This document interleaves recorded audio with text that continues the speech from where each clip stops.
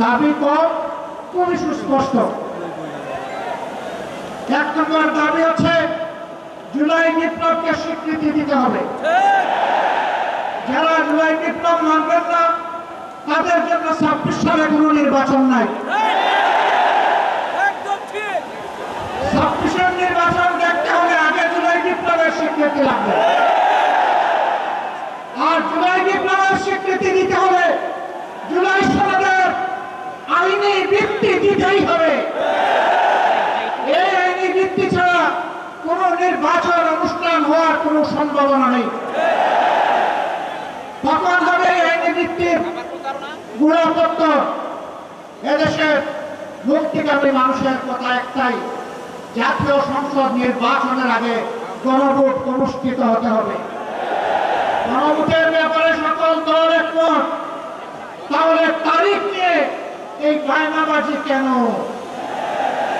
একমত হয়ে যখন স্বাক্ষর করেছি সবাই, তখন গণভোট আগে হওয়াই হচ্ছে যুক্তিযুক্ত। এর মধ্য দিয়ে আইনি ভিত্তির পাটাতন তৈরি হবে ইনশাআল্লাহ, এবং এর ভিত্তিতেই আগামী জাতীয় সংসদের নির্বাচন অনুষ্ঠিত হবে। ওই নির্বাচন যখন অনুষ্ঠিত হবে তখন আর কোনো সংশয় সন্দেহ থাকবে না। আমরা চাই আগামী ফেব্রুয়ারিতে রোজার আগেই জাতীয় সংসদ নির্বাচন অনুষ্ঠিত হোক। এইটা নিয়ে কেউ ধূম্রজাল সৃষ্টি করার পায়তারা চালাবেন না, ওদের পিণ্ডি উদিয়ে গায়ে ফেলবেন না। আমরা জাতীয় ঐক্যমত কমিশনে গিয়ে সকল দল আমাদের মতামত দিয়েছি। এই 8 দলের পক্ষ থেকে তদন্তকালে নোট অফ ডিসেন্ট আমরা দেই না। আমরা প্রস্তাবনা হলে যৌক্তিক করে সেখানে আলাপ আলোচনায় আমরা ইতিবাচক মত দিয়েছি। এরপরে সংখ্যাগরিষ্ঠ দলের মতামতের ভিত্তিতে একটা চার্টার তৈরি হয়েছে। এটি হচ্ছে গণতন্ত্রের কথা, যে সংখ্যাগরিষ্ঠ যা বলবে বাকিরা তাই মেনে নেবে। কিন্তু আমরা দেখলাম না, কেউ তা মেনে নিতে রাজি নন। জুলাই সনদেই যদি আপনি গণতন্ত্রের প্রতি শ্রদ্ধা না দেখান, জাতীয় নির্বাচনে আপনি শ্রদ্ধা দেখাবেন কিভাবে? এই জায়গায় আসতে হবে। সকল বায়না ভুলে যান। জুলাই শহীদের রক্তের প্রতি সম্মান দেখান।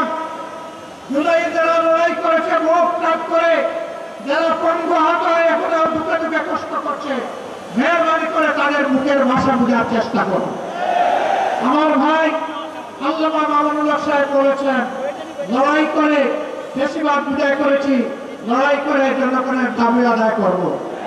আমি স্পষ্ট ভাষায় বলতে চাই, কোন দলের নয়, জনতার বিজয় হবে ইনশাআল্লাহ।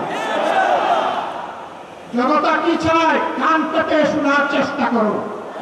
যদি এই ভাষা মুখতে ব্যস্ত হন, তাহলে নিজের পরিণতির জন্য যে বুঝতে ব্যর্থ হবেন তাকে তৈরি থাকতে হবে।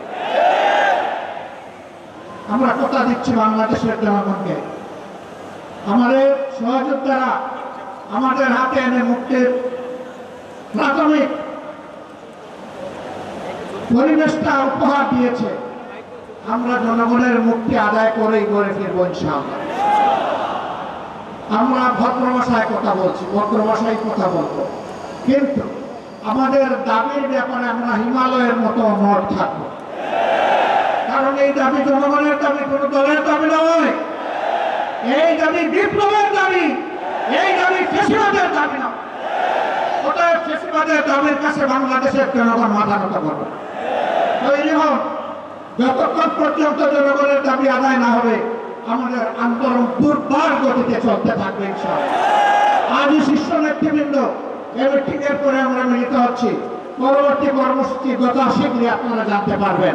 সেই কর্মসূচি বাস্তবায়নের জন্য প্রস্তুতি নেওয়ার আহ্বান জানিয়ে এবং সরকারকে জনগণের ভাষা বুঝে অতি শীঘ্র গণভোট আগে দেওয়ার সিদ্ধান্ত নেওয়ার আহ্বান জানিয়ে আমার বক্তব্য এখানে শেষ করছি। আল্লাহ হাফেজ। বাংলাদেশ।